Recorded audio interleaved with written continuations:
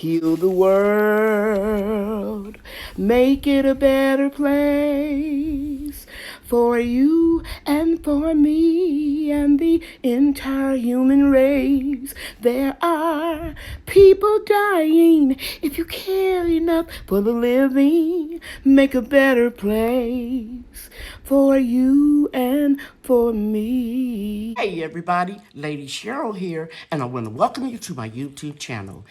In this video, I'm going to share with you part 2 of how I ferment comfrey to make a natural, free, liquid fertilizer.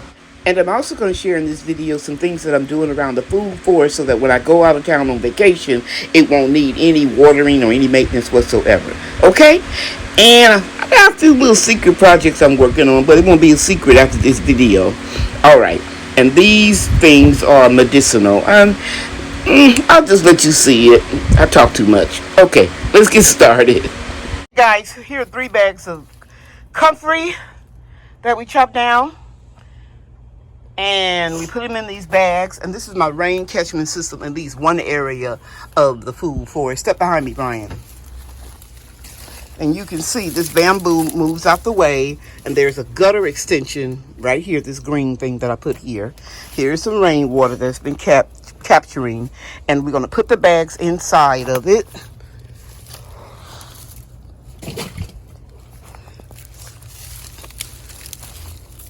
Hand me the other bag, please, Brian. Thank you, dear. And we're just going to put it in there, and I got a couple 5-gallon buckets. It wasn't enough water, so I decided to put it in a 35-gallon bucket. And I'll bring them over and fill them up, put the top on it, move the gutter extension over to the 55-gallon drum. And while I'm on vacation, this will be fermenting, and it'll be ready to go, rock and roll, when we come back.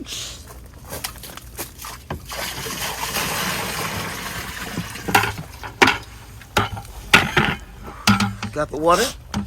I don't see any water. Okay, guys, we're going to put one more in there. I won't record it. And that'll be a wrap. Ready? Yes. Okay, that's good enough. You want to get the contents? Yep. Okay, that's good. And I'm going to take out the extension for the gutter and put that top. Can you pan over there? See that top? You see it? The top to the garbage can? Mm-hmm. Okay, and we're going to put that on and you can stop. So we put 2 full 2-gallon watering cans on top. Keep insects out because it's going to start stinking. Okay. Okay, guys, remember these red buckets I told you about in the last video? These has a reservoir at the bottom. We were making leaf mulch out of them. You can see all of the liquid at the bottom, how moist it is. Brian is putting the leaf mulch in here. This is what we'll leaf mulch the garden beds outside in the fall of the year. Go ahead, babe. And so I'm going to take this pot right here and this one that we were growing sunflowers in, and we're going to reclaim this soil and we'll put it in the bottom of these 2 containers. Bria, do you want to help? Okay, let me have those zip ties. Brian, you can step out the way and let Bria fill up some. What do I do? You're gonna take this and put it in here. And don't touch your clothes, okay? Pick it up like this and put it in here. Okay, so yesterday, Bria and Brian and I transplanted the gooseberries in these pots, large containers that have a reservoir at the bottom. And I want you to see that we put them on and in the garden bed where the peach and nectarine trees are so that they can shade them while we're gone. Okay, guys, I want to share some other things that I do in preparation for vacation. In case my plants are getting a little stressed out, I want to give them an added boost of organic and natural fertilizer, which is use coffee grounds, banana peels, and eggshells. And I have a video on how I make it, and this stuff has been marinating for a couple of months. So it rained yesterday, and it's not going to rain in the next 48 hours. At least it's not in the forecast. So this is a perfect time to give my all my fruit trees, bushes, and vines a little boost of nutrition to tide them over, while they're under stress. while they're not getting any rain or water. So I just put these two on the muscadine vines, and now I'm going to make my way over to the fruit trees. And I have one for every fruit tree in this food forest. Okay, I'm getting ready to treat this bed with neem oil, a little dish soap. Okay, that goes there. A little dish soap and water. I put about a half an ounce in a bottle of water and just a little dish soap. And I'm just raking this lightly on one side. And I mix this up pretty good. And I'm just going to pour it in here. And I'm saving about half of the bottle so that I can rake some of this back over. Can you see that? Yeah, you can see it.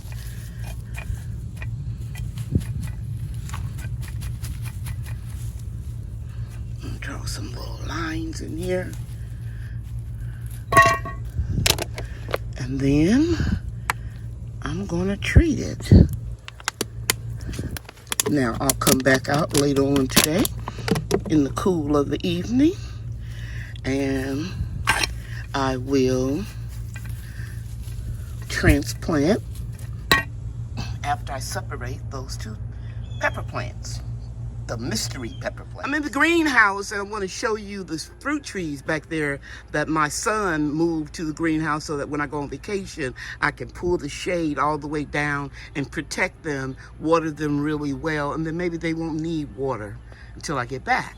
Well, those citrus trees have very potent scents, citrusy scents that grasshoppers love to come and find them and chew on their leaves. They don't eat the fruit, they just chew on the leaves.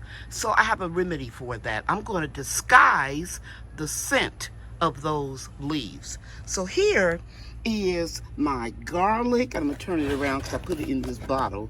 It's garlic, onions, and red pepper flakes that I fermented. And I made this last year. I make several gallons at one time. Okay? And then I dilute it. So this has been diluted. I don't have to dilute it. But you can see it has settled. Let me lift it up and show you. See that? It has settled at the bottom. And I'm going to put it in this sprayer, 16-ounce sprayer. But I don't want it to clog up the sprayer. So what I'm going to do is I'm going to put this mesh strainer here. And I'm going to carefully, if I can, with one hand, pour the contents into here. Okay, I almost went too far. And because, you know, it's been sitting a long time, there's really not too much to strain. Just empty that over there. It won't harm your plants because it's just water, onion, garlic, and red pepper flakes. Now I'm going to pour it into this bottle, and I'll come back and then I'm going to show you how I'm going to spray all of those citrus trees. Now this mixture is safe to use on any plant, any time of the year, but it's very instrumental for me to use it when temperatures are above 85 degrees and I can't use any oil that will burn the leaves of my plants. So I'm going to go back there and start spraying, and I'll show you just a little bit. It's real easy. Now, the first thing I want to tell you is this is not going to kill any insects. It's just going to deter them when they're on the prowl looking for something to eat. They will smell this and back off. But if it rains, you need to apply it again. So I'm going to apply this several times before I go. As long as there's no rain in the forecast, it'll be fine. I'm going to go behind the trees and get on the other sides too, as well as these trees here on the end. And you can see this is in full sun, so I'm going to go ahead and move this shade cloth down some. But the trees are in excellent shape. They don't have any damage. yet since I moved them back here. And I need to get up under here and spray really well. And I'm gonna go to the back of the greenhouse and spray behind there as I move the shade cloth down. Okay, I'll meet you on the other side. So now I'm behind the greenhouse. My neighbor's cutting their lawn, so I'm gonna have to speak up real loud. I might have to do a voiceover. And I just lifted the shade cloth up, and you can see a few little insects flying out. Nothing serious. And I'm just gonna make sure that I get all the back of these leaves. And again, this will not kill anything. It'll just repel. And I already got that side, so now I'm gonna let the shade cloth down. Take the clips out and see how that's just dropping down. 50% shade cloth. And I purchased this shade cloth cover for this 20 by 10 by 7 greenhouse on eBay. So since I was already back here, I just went ahead and sprayed the apple trees back here. Real good.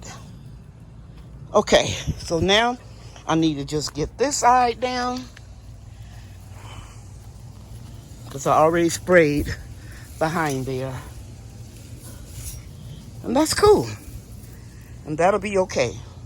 All right. Until I go, I am going to leave some of the shade cloth up in front of where the okra is growing because it can take the heat and it needs the sun.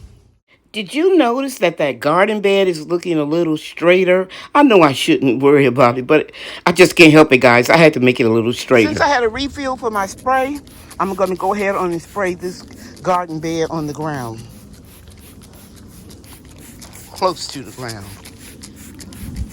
Just to protect it a little bit. Okay.